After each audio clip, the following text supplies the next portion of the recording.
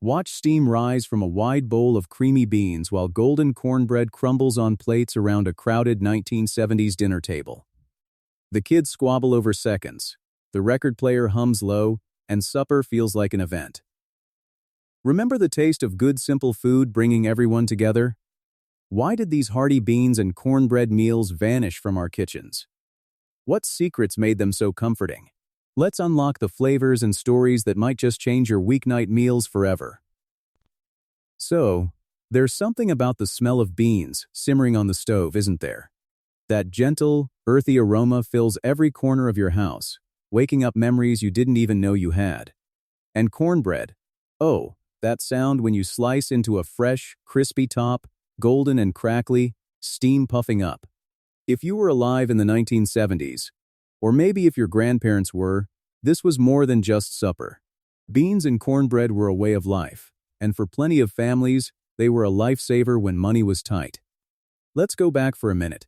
The 1970s in America weren't always easy.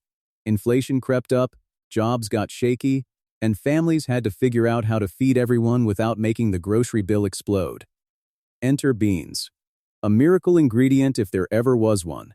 Dried or canned, pinto or navy, you could grab a big bag for next to nothing. With just a handful of change, you could make a huge pot that'd fill up everyone around the table, leave leftovers for lunch, and even freeze what was left for another day. Folks would soak the beans overnight in that big ceramic bowl, sometimes on the counter, sometimes right in the fridge if summer heat threatened to turn beans sour. The next morning, you'd pour off the water, toss them in a saucepan, and start building flavor the old-fashioned way. Here's how it usually went. Onions softened in a swirl of bacon fat or a chunk of salt pork sizzling away first. If you were lucky, a smoked ham hock would go in too, filling the kitchen with that rich, hard-to-describe smell that made your mouth water before lunch even ended. Seasonings were simple. Black pepper, maybe a bay leaf, a pinch of paprika if someone felt fancy. Water or broth would cover them up. And then the secret was patience. You'd let those beans bubble away low and slow, sometimes for hours, until skin softened and a creamy broth developed all on its own. No flour, no fuss, just time and a stirring spoon. While the beans did their thing, somebody was usually in charge of the cornbread. Baking mixes were around, sure, but so many families had their own secret blend. Maybe it was white cornmeal or yellow, sweet or not sweet. Sometimes even a splash of buttermilk for tang. Pouring the batter into a hot cast iron skillet, greased really well so the edges sizzle and crackle, was key. It'd go straight into a hot oven, filling the kitchen with a sweet, corn-scented perfume. Families who liked a crispy crust would let it get burnished and dark around the rim, almost caramelized, so each bite snapped before melting into softness. Nutritionally, beans and cornbread are a dream team. Beans are packed with plant-based protein and lots of fiber, keeping you full for hours. They have iron, magnesium, folate, nutrients that mattered long before anyone talked about superfoods. Cornbread, made with whole-grain cornmeal, brought more fiber, plus steady energy. Together, these two turned simple ingredients into powerful meals. Toss in some greens, maybe a few pickled onions, and supper turned into something you looked forward to all day. But it wasn't just about filling stomachs. There's a reason people say these meals built strong families. Picture it, everyone crowding into the kitchen after work or school, helping stir beans or measure out cornmeal. Someone setting out mismatched bowls, someone else is slicing fresh tomatoes or cucumbers to serve alongside. The act of making, then sitting down and eating together, was its own kind of glue. It told every person at the table, you matter, you're home, and you'll never go hungry while there's a pot on the stove. People who grew up on these suppers often say beans and cornbread were more than food. They were security, comfort, and hope wrapped up in a single meal. There's something magical about that, isn't there? Even today, when we've got every kind of ingredient at our fingertips, these basics still punch way above their weight. They're affordable, healthy, and super adaptable. If you want to skip meat, just add smoked paprika or a dash of liquid smoke for that incredible aroma. Need to spice things up? Serve black beans with fresh salsa or add roasted peppers for heat. Families got creative with what they had. If you lived in the Southeast, you might have tossed in chopped collards or okra.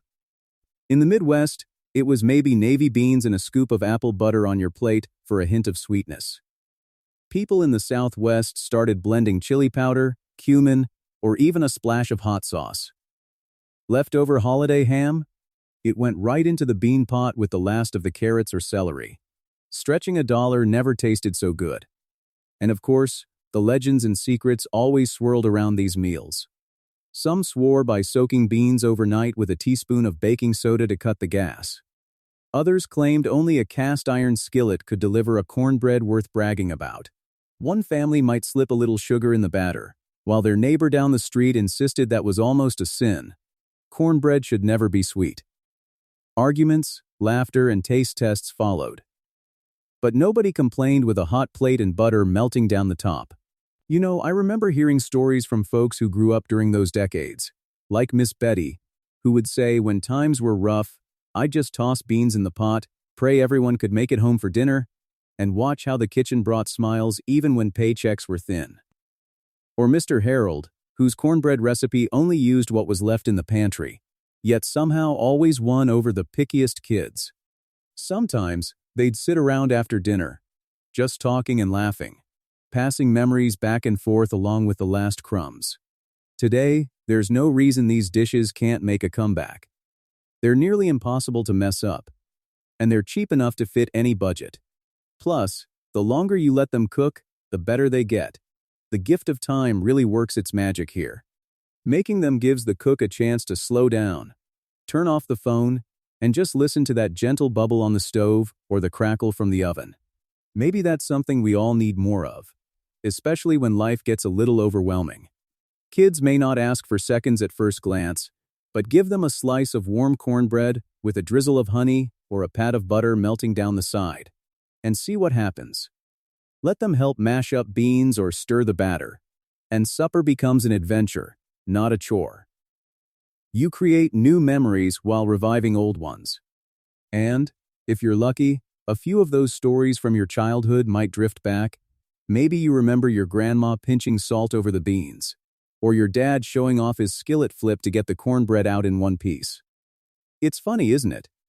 Something so basic, just beans and simple bread, could feel so special and satisfying. Maybe that's the real magic of the meal. It's not about fancy food or complicated recipes. It's about taking care of yourself, your people, and your time together. That's how beans and cornbread earned their spot at the heart of so many tables, and why bringing them back tonight might just be the best thing you do this week. And just when you think you've heard all there is about these humble classics, wait till you see what folks started doing with leftovers. The twists, the inventions, the pure food creativity. The real surprises? They're just getting started. Now, let's open the old recipe box and blow the dust off. We're about to dive into 10 of the most beloved, yet often forgotten, beans and cornbread suppers from the 1970s. Each one has a personality, a family story, and maybe even a little drama behind it. First up, Southern-style smoky ham hock beans with skillet-baked cornbread. This is the iconic supper most folks picture when they hear beans and cornbread. Smoky ham hocks simmer slowly with creamy pinto beans, onions, and a sprinkle of black pepper, until the meat nearly falls off the bone and flavors every bite. The cornbread is baked in a cast-iron skillet, crisp on the outside, tender in the middle, with just enough crumbs to mop up every last drop. One grandmother wrote her recipe on a faded index card, the corners curled, with the words, "Add love, always." Sometimes, families would gather in the kitchen, kids perched on chairs, pressing their noses to the oven glass, just waiting for that golden brown cornbread to come out. There's a story from Mississippi about an uncle who always insisted on buttering his cornbread right in the skillet, so it sizzled before getting a big ladle of beans on top. The next classic? Southwestern spicy chili beans served with golden cornbread muffins. In Texas and Arizona kitchens, moms would simmer red kidney beans and pintos with a heap of chili powder, cumin, and diced tomatoes. Sometimes there was ground beef, other times just extra beans. The muffins, studded with chopped green chilies or cheese, had that fiery kick. Sunday night football games were never complete without this duo. Family reunions sometimes grew wild and loud thanks to the rivalry over whose chili beans were the spiciest or who could eat the most cornbread without needing a glass of milk. One cousin might call out across the table, "That's not hot. Try Grandma's batch." And the laughter that followed was always louder than the complaints about burning tongues. Number 3. Navy beans and apple butter cornbread from Midwest potlucks. Picture pale white beans cooked until buttery soft, sprinkled with bits of cooked bacon, and served alongside a bread that's both sweet and savory. Some home cooks would swirl a spoonful of homemade apple butter right into the batter before baking, making every bite a little tangy and a little sweet. If you peeked into their recipe books, you'd find careful notes: "Don't overmix," and "Bake until you smell sugar." The scent in the kitchen was pure comfort. Windows would fog up while folks chatted and joked about whose apple butter was best this year. Fourth on the list is Cajun red beans with jalapeno cheddar cornbread. Down Louisiana way, smoky andouille sausage might join the pot, or you'd get red beans spiced with celery, bell pepper, and cayenne. The cornbread? Cheddar baked into the mix with slivers of fresh jalapenos on top, so bright and spicy your mouth tingles. There's a story of a family who'd make this on Fridays before the big dance, hoping the spice would bring good luck. Some say if you could handle 3 pieces, your courage was set for the whole weekend. The music would drift from the kitchen to the porch, laughter mixing with that bold, spicy aroma. Number 5. Navy bean and ham stew with buttermilk cornbread. Some say this was the church supper special. White beans, hunks of ham, and the creamy tang of buttermilk in the bread made you want seconds every time. The recipe card was passed hand to hand at every potluck, stained and splattered from decades of loving use. There's even an old church cookbook that says, "Best made the night before, tastes like comfort after a long day." The memory of warm stew dripping down from thick slices of cornbread is one that's stuck with many through the years. Sixth, we're heading to Appalachia for brown beans with ramp-infused cornbread. Ramps, those wild onions only found in spring, would perfume both the beans and the bread, giving each bite a garlicky zing you couldn't find anywhere else. The annual ramp festivals saw families competing to use the most creative ramp cornbread twist, from muffins to skillet cakes to onion crumbled crusts. One local storyteller remembers a ramp cook-off where a neighbor tried to sneak extra ramps into her batter. Judges could always tell by the smell alone. Seventh, sweet corn and bean bake with honey butter glaze. This dish, loaded with whole corn kernels, navy beans, and sweet bell pepper, was topped with soft cornbread spooned over and brushed with honey butter as soon as it came out of the oven. Kids would race to get the crispiest edges. It's said that, at some church gatherings, nothing disappeared faster. One dad remembers his daughter always grabbing the first corner piece, declaring it had all the crunch and all the honey. The sticky sweet aroma lingered for hours, long after the last plate was gone. Eighth, Boston baked beans with brown bread. This New England classic was a slow-baked pot of navy beans, molasses, and salt pork. The brown bread, steamed and dense, with just a touch of sweetness, made for perfect slices to mop up sticky, smoky goodness. Families there remember cold winter nights when baked beans meant warmth and togetherness. Some remember parents slicing the bread thin and slathering it in butter, debating quietly whether a little maple syrup made it even better. Ninth, we jump to Puerto Rican kitchen tables for habichuelas guisadas and pan de maíz. Pink beans cooked in tomato sauce with sofrito, a mix of garlic, onion, bell pepper, and cilantro, served with a crumbly, slightly sweet cornbread. Aunts and grandmas debated whether to top with a slice of cheddar or serve plain, and every family had their right way. One little boy's job was to stir the sofrito in the pan, and he still swears you can't get the smell of sautéed garlic off your hands till at least Monday. And finally, the 10th classic, cowboy beans with fried cornbread pancakes. Pinto beans simmered with ground beef, molasses, and chopped onion, served alongside flat cornbread, fried crisp on a griddle. Rodeo nights always included this hearty plate, and anyone who could flip a cornbread pancake without breaking it earned bragging rights around the fire. The sizzle of batter hitting the hot pan is still a favorite sound, and some folks went so far as to save their best cowpoke stories for while they stood flipping pancakes under the stars. Want to make these at home? Start with the right beans. Some need overnight soaking. Others you can cook straight from the can. Always try to use cast iron skillets for your cornbread if you've got one. That's where the crust magic happens. Don't skip on sauteing onions or adding a smoked meat of some sort.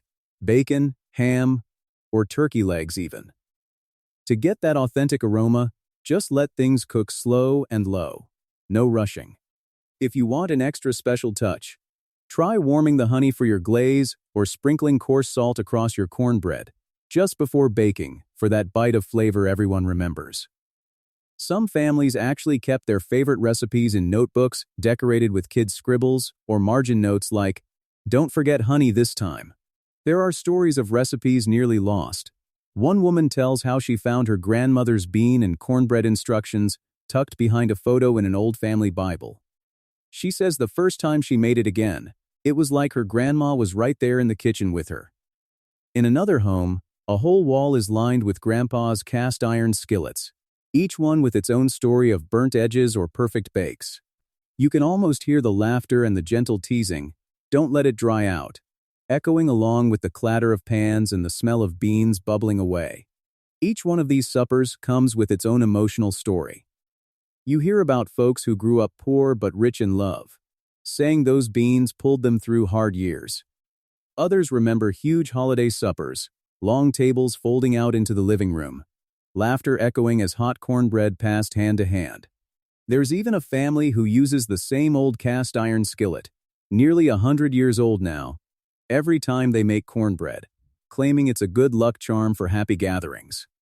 One daughter revealed, "We never start supper without Grandpa passing down that pan. It just wouldn't taste right." The beauty of these dishes is how much they change from home to home. Some like their cornbread dense and savory, others light and just a little sweet. In some places, beans go heavy with spice, while up north, it's all about mild, smoky flavors. Every time you pull out a skillet and a bag of beans, you're joining a long line of cooks stretching back generations. If you listen closely, you might just hear their stories echoing in the kitchen now and then. And that's just 10. But what about the wild, creative twists people dreamed up next? Now, here's where it gets really fun. When folks got adventurous in the 70s and started playing with their beans and cornbread combos, these aren't your average dinner plates. These are the creative, colorful, sometimes downright surprising spins that made beans and cornbread fit for parties or fancy nights at home. First up, the Tex-Mex beans and cornbread skillet. Picture this: a big, heavy skillet filled with pinto beans and black beans. Spicy ground beef, cheese melting and bubbling on top, jalapenos scattered everywhere. The whole thing bakes until the cornbread comes up golden on the edges, soaking in all those spicy juices. You'd grab a spoon right from the pan. Some families would throw in handfuls of fresh cilantro, lime wedges on the side, and a dollop of sour cream for good measure. Birthdays and graduation nights, this dish was a favorite. Folks still talk about the sizzle when you first broke it open. There's a story about a teenager named Miguel, whose mom made this for his high school graduation.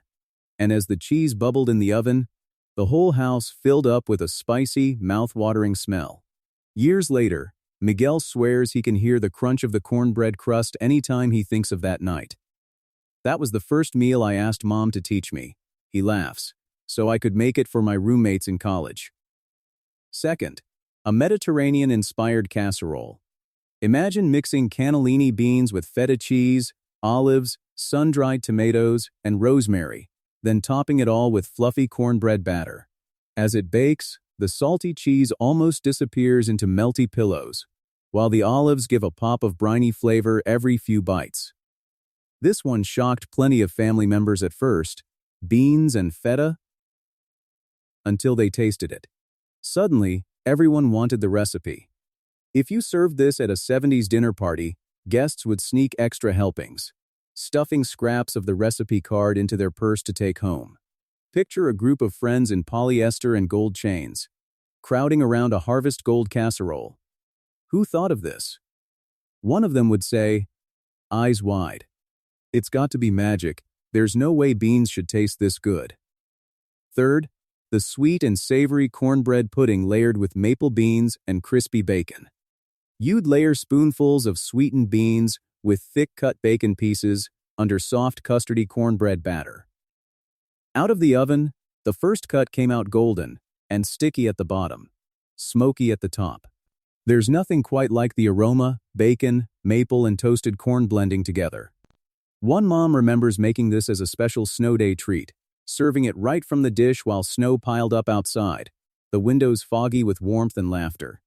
Kids would race down the stairs, fighting for the corner pieces with extra crisp bacon. This is better than cookies, her daughter declared, cheeks puffed out with food.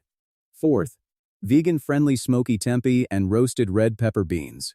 Even in the 70s, some folks looked for plant-based meals. Chopped tempeh was seasoned with smoked paprika and cumin. Roasted red peppers tossed in for color and sweetness. The beans, usually black or kidney, got simmered with a little tomato paste, onion, and garlic. The result? Deep, smoky flavors with none of the meat. Top it with a drizzle of olive oil and a handful of chopped parsley. This was the choice for families trying to stretch their budget, or anyone feeding a crowd with lots of different diets at the table. One neighbor remembers inviting over a group of her book club friends, half of whom were vegetarian, saying, "I promise there's no meat, but you won't even miss it." The empty dish at the end of the night proved her right. Fifth, a retro party bean dip, straight from a crock. This one's a showstopper at gatherings. Beans were pureed smooth with cream cheese and green onions, then layered with salsa, cheddar cheese, and dusted with smoked paprika and bright snipped chives. Skillet-baked cornbread was cut into thick sticks for dipping, a 70s appetizer before cocktail hour that got everyone talking. People liked having something cozy and shareable, with bold colors and tangy flavors, all served up in a squat brown crock with a worn wooden spoon. At a New Year's Eve party, you'd hear someone yell, "Hey, save some of that dip for me," as another person grabbed an extra cornbread stick just to scoop up the last bits from the bottom. Sixth is a breakfast for dinner twist, cornbread waffles with spiced bean hash. Drop sweet cornbread batter in a waffle iron, let them turn crisp and golden, then pile on saucy beans cooked with bell pepper and little bits of sausage. Some families would even serve this with a drizzle of maple syrup or a side of fried eggs. It turned boring weeknights into breakfast feasts, getting everyone around the table on the double. Imagine everyone digging in at once, the kitchen echoing with laughter and forks tapping on plates, as a dad calls out, "Who says you can't have waffles for dinner?" Seventh, Southern barbecue beans and cornbread cobbler. Here, baked beans in barbecue sauce and caramelized onions went into a baking dish, then got covered with mounds of cornbread batter before being baked into a cobbler. The top turned crusty and sweet from a sprinkle of brown sugar, and every scoop brought up those saucy, smoky beans. This was a backyard celebration staple, made for summer potlucks or neighborhood cookouts. You might remember the sounds of kids chasing lightning bugs while the grown-ups stood by the grill, someone sneaking a taste of cobbler before the official dinner bell was rung. And last, the Italian-American twist. Beans stewed with tomatoes, fresh basil, and a touch of garlic, then topped with cheesy cornbread batter. Parmesan in the bread gave it a nutty, golden finish, and when you cut into the crust, the aroma of herbs hit you first. Someone's uncle shared this at a family reunion and claimed he'd invented it, but by the next year, every cousin could make it too. This tastes like Sunday dinner at Nana's, but better. Someone would joke as they helped themselves to seconds. To try these at home, let your pantry inspire you. Beans can be black or white, red or navy, and cornbread is a blank canvas for anything you love. Adding new flavors is a way to bring the tradition forward without losing what made it special. The real trick is not to rush. Give cheesy toppings time to brown. Let your spices bloom in hot oil, and always, always, bake that bread in a hot skillet if you want real flavor. The memories from these creative plates are wild too. One family remembers making the Mediterranean bake before their first trip overseas, using it to practice for adventure. Another credits the Tex-Mex skillet with winning over the pickiest eater in the house. Retro party dips still show up in scrapbooks, alongside Polaroids of those old crockpots sitting right by the punch bowl. Sometimes, a single special bean and cornbread night turned into a family tradition, with kids arguing over who made the best version for the rest of their lives. There's a whole generation who can still recall the crunch, the spice, the sweet mapley aroma of these dishes, as if they're right back at that yellow kitchen table. Shag carpet under their toes. Experimenting with new ingredients can become a tradition all its own. You might even make memories that your kids' will talk about someday. And who knows? Maybe, just maybe, you'll invent the next classic. But some suppers were so unique, they've nearly vanished, almost impossible to find these days. Which leads us to the rarest lost suppers of them all. It's kind of wild to think about, but there are some beans and cornbread combos that you just won't find anymore, dishes lost to time, swept away by fast food, changing tastes, and moving families. These suppers were once beloved, but now, you'd be lucky to find even a mention in a dusty old cookbook. Let's dig into 7 of these vanishing suppers, full of secret ingredients and stories. First, there was molasses bean pie with anadama cornbread. Anadama bread, an old New England favorite with cornmeal and a hint of molasses, was once paired with slow-baked navy beans cooked with even more molasses, creating layers of sticky sweet flavor. Served together, it was a meal for cold winter nights. But, as canned baked beans and pre-mixed cornbread mixes took over grocery shelves, this rich, sticky tradition faded out. There's a story of one woman who tried to find her grandma's anadama bread recipe, only to discover nobody in the family remembered quite how to make it right. It was all a little of this, a scoop of that, lost to time. She said, "It never tasted the same out of a box. I remember the smell. Caramel sweet and dark. You couldn't get that from a mix." Sometimes I think the taste was in the laughter around the table, not just the bread. Second, savory black-eyed pea spoon bread. Once common in African American kitchens in the South, black-eyed peas were mixed with soft spoon bread, a custardy, scoopable form of cornbread, then loaded with fresh herbs and chopped greens. A hot baking dish brought to the center of the table felt almost ceremonial. But today, most people have never tasted spoon bread, let alone with the peas and greens that made this a soulful, filling meal.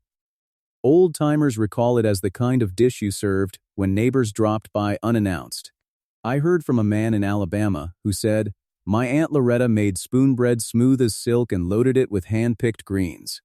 The whole house smelled like summer garden and sweet corn." Third, the northern tradition of salt pork and brown bean pie. It wasn't sweet, but more like a savory pie, filled with slow-cooked brown beans and thick slabs of salt pork nestled in a cornmeal crust. Spicy maple glaze on top, fresh from the broiler. As families moved for factory jobs and convenience foods became the norm, this unusual pie all but disappeared. Only the oldest recipe books mention it now, scribbled in the margins next to long-forgotten stories about snowed-in weekends.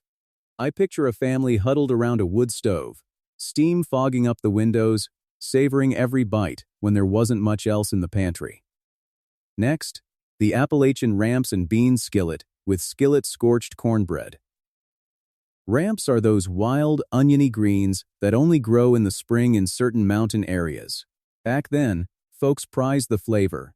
Beans would simmer with ramps, then get ladled into bowls alongside cornbread, cooked in a piping hot skillet until the bottom nearly burned. As foragers faded and ramps became rare even in the hills, this meal barely survived the last generation. A woman from West Virginia talked about hunting for ramps with her grandpa at dawn, and how the whole kitchen filled with a garlic tang when they cooked. She said, "Now, ramps are a farmer's market treat for city folks, not a spring celebration deserved by mountain kids." Fifth, tomato braised butter beans with sour milk cornbread. Butter beans, creamy and delicate, were paired with a tangy, almost cheesy-tasting cornbread, thanks to milk just past its prime. Some say the key was a cast-iron pan and a hot oven. Burn the edges, bless the crumbs. But as modern refrigeration and fear of sour ingredients set in, sour milk cornbread slipped away too. Today, barely anyone remembers sour milk cornbread, except in family stories about using up everything they had. Imagine the pan coming out of the oven, crust golden and craggy, the whole house filled with a sharp, cheesy aroma that's both strange and inviting. It wasn't about waste. It was about turning what you had into something better, even if it smelled a little iffy going in. Sixth on the list is Creole white bean gratin with cheesy cornbread topping. White beans, bell peppers, and heaps of aromatic spices were layered into a baking dish and topped with thick, cheesy cornbread. The whole thing went under the broiler until bubbling and browned. It was a fixture at New Orleans Sunday suppers, but as restaurants and fast food spread through city neighborhoods, making this from scratch fell out of style. Now, it's a rare treasure, shared only between relatives who still cook the old way. A grandmother told her granddaughter, "You need patience for this. You got to let the cornbread crisp, let the beans settle, and wait till the smell fills the house." The last lost classic is navy bean and smoked turkey tarin, a molded loaf made by mixing soft, mashed navy beans with chopped smoked turkey, onions, and spices. Sliced and served cold with rounds of cornbread, it was a summer picnic favorite for families who didn't own an icebox. Tarins once graced more than one graduation party, and even wedding receptions when meat was scarce. But who makes tarins now? Cold molded beans are more a relic than a recipe you'd find on TikTok. Just picture old sepia photos of smiling families gathered under oak trees, holding plates piled high with food made to last through July heat. So, what happened? It wasn't just changing flavors. The world moved faster, factory foods became affordable, TV dinners and drive-through windows squeezed out homemade dishes. Families moved to new cities, leaving behind both their neighbors and their ingredients. Some forgot the recipes outright. Others just couldn't find the ties to their roots anymore. Pages torn from spiral-bound notebooks, stories half told at holidays, all gone in the shuffle. It's easy to shrug and say it's just food. But anyone who's lost a recipe knows it's more than that. When my friend found her great-uncle's recipe card for cornbread, her hands shook, and she whispered, "This is a piece of him." But there's more. Families who remember these dishes talk about missing not just the food, but the feeling. The long, slow suppers where everyone lingered till dusk, or the way a rainy Sunday felt right with beans and cornbread on the table. There's a kind of longing in those memories, for lost connection, for empty kitchens waiting to be filled again. Remember the sound of a cast iron pan scraping across the stove, or the hush that falls when the first bite is taken? Those moments are gone too, and it stings a little. Every once in a while, someone rediscovers a recipe card, or a great-aunt writes down her memories, and a lost supper gets to shine again, just for one night. But you have to go searching, ask questions, dig through drawers, call up family and see what they remember. Sometimes, that search turns up more than food, it turns up the stories that make you feel like you belong somewhere, with someone, across decades and kitchen tables. So, what could you find if you went looking for your own lost supper? What memories or connections might be waiting for you, just hidden between the faded pages of an old recipe book? Coming up next, we'll explore how to start your search and hear from folks who've brought lost suppers back to life, sometimes with their own twist. We've come all this way, from the busy kitchens of the 1970s to forgotten recipes tucked deep in family memory. And you might be thinking, could I really bring this back? Could beans and cornbread become more than just food, but a way to connect? The truth is, absolutely, yes. And it's easier and more reward than you might think. Right now, you can start simple. Pick your favorite beans, whether it's those humble pintos or something bolder like kidney or black beans. Simmer them slow or start with canned, whatever's right for you. Grab a bag of cornmeal, maybe some buttermilk, and do what families have done for generations. Bake a cornbread, slice it while it's still warm, and watch the butter melt and run down the sides. Take a taste. Let yourself remember, or imagine, all the hands that made it before you. Moms stirring early in the morning, dads showing off their skillet flip, kids hovering by the oven, noses pressed up against the glass. Give it a try tonight. Make it your own, or follow the recipe we shared in the description if you want a straight-up classic. There's no need for perfection here. It's about the process, the time spent, the stories that might come out between stirs or while you wait for supper to come out of the oven. Let someone help, even if the kitchen gets a little messy. Maybe you've got memories of your parents soaking beans overnight, or a grandmother who scolded you for sneaking too much sugar into the cornbread. Or maybe it's all new, but the feeling you get, the coziness, the warmth, the simple satisfaction will be the same. And after you eat, share your stories.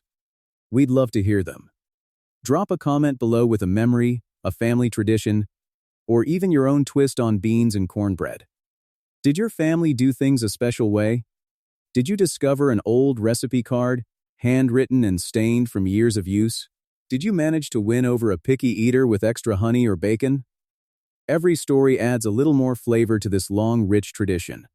I remember reading a comment from someone who said, "My dad used to mash up his beans right into the cornbread and top it with sliced onions." We'd all grown, but now I crave that taste every time I make it. Another shared, "We always ate ours with a big glass of sweet tea and a side of chow chow relish. My kids turned up their noses at first, but now they beg for it." That's the magic right there. Every time you revive one of these old meals, you're creating new moments that one day someone else is going to cherish. And it's not just about your family either. Maybe invite a friend or neighbor over and watch how food breaks down every wall. It doesn't matter where you're from. The smell of fresh cornbread or a bubbling pot of beans is going to make everyone feel at home. Sometimes, the best memories start over a meal you almost forgot. If these meals brought back memories or made you curious for more, don't forget to hit that subscribe button. We've got dozens more heritage recipes, each with its own story, its own place on the table, ready to be revived.